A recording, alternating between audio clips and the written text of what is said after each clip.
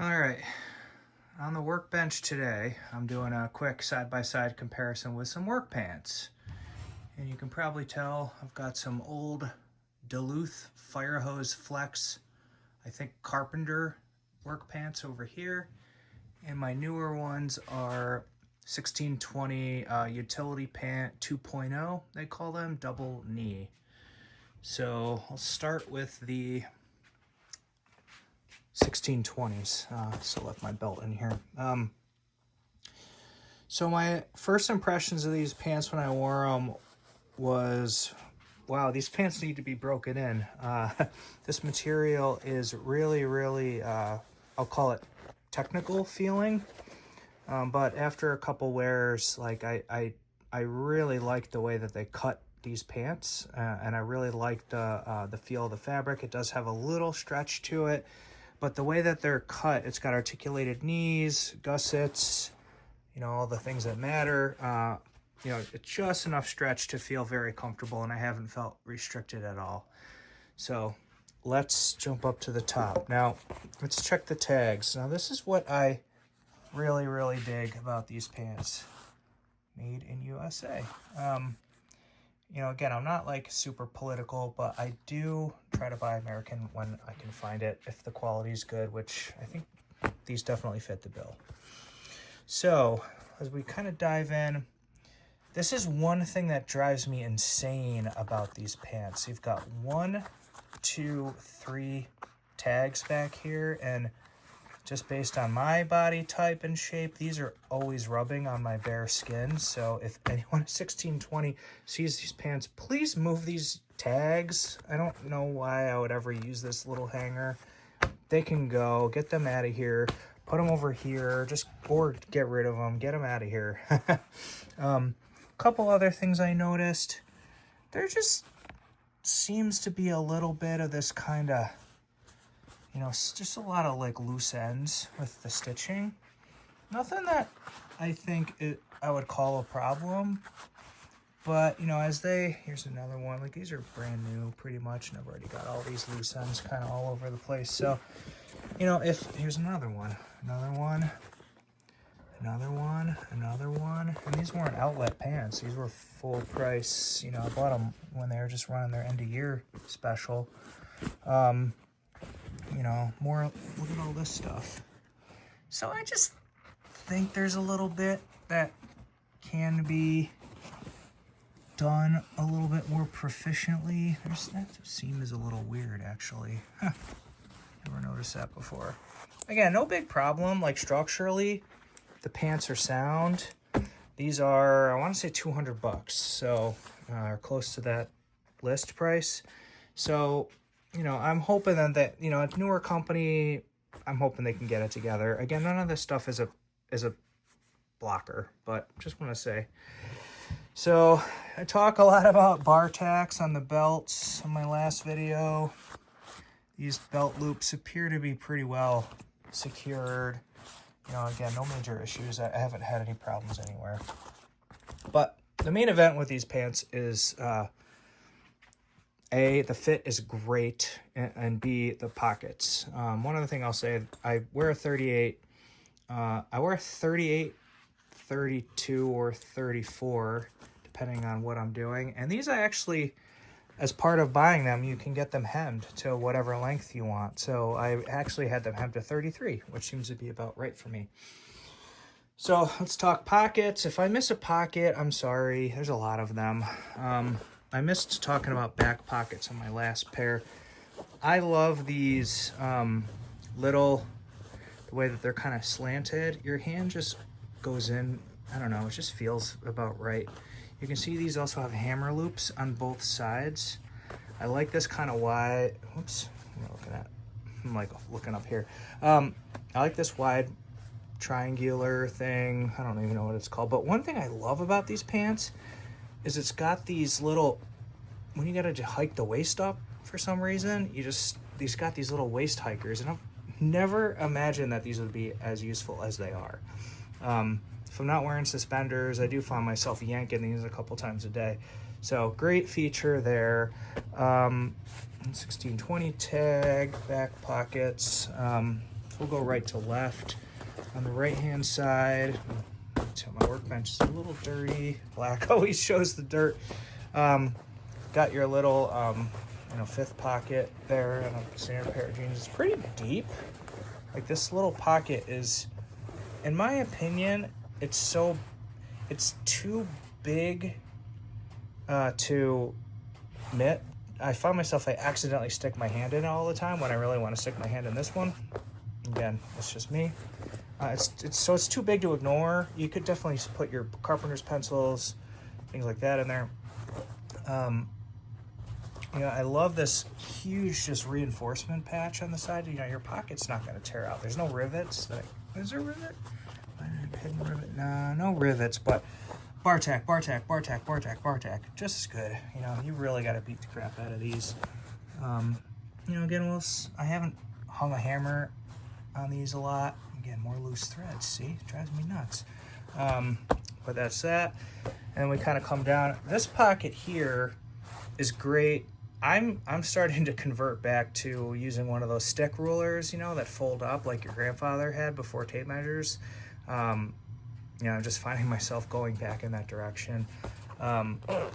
This little pocket here is nice, so you can secure your stuff.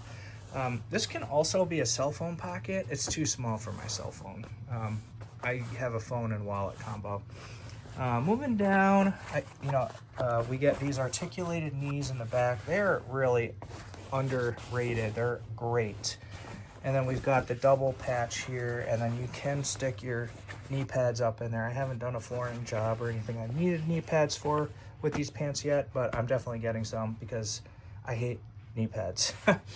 Always bug me, and they move around, all that stuff. So that's right side, left side. Not a lot different. We've got the main pocket. We've got the little bit too big pocket here. Small loop for a carpenter pencil or something.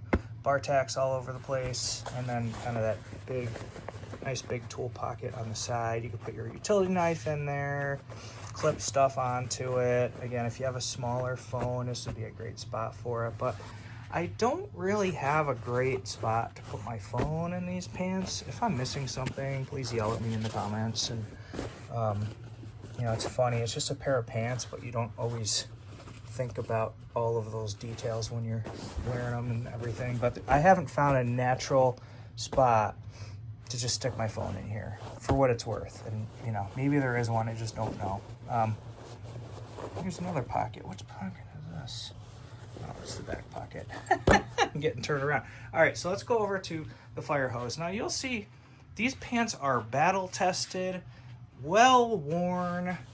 They've seen many a day, many paint jobs, many other things.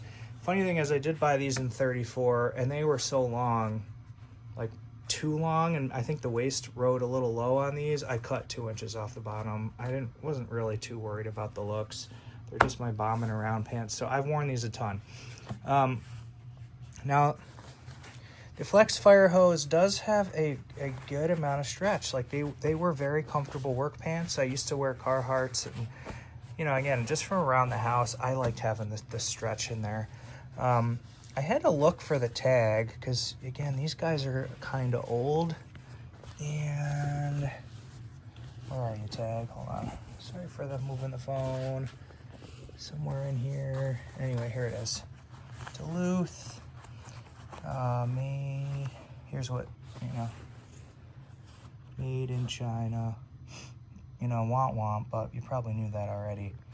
So when I bought these, Duluth used to have a thing they called the no BS guarantee, and they were pretty liberal with replacing pants that were damaged, and that guarantee no longer exists. So, again, if you're buying pants for longevity or some kind of warranty, don't buy the Duluth anymore. Zipper, fine. Button, fine. I never had any issues. Again, I've worn these a billion times, and nothing broke on them, really. The belt loops, I always liked how they had lots of reinforcement. We've got bar tacks where they need to be. Here's another little loop thing. But the, again, belt loops never let me down. And overall I was pretty happy with these pants. Pockets, much simpler main pocket. It doesn't have that little one in there that can cause drama. We've got a tool holder over here. It's a little pass through. Now when we get to the side pocket, so you've got Velcro, and the Velcro can close down here, so it's more of like a tuck in, and that's how I usually would keep it. Now what happened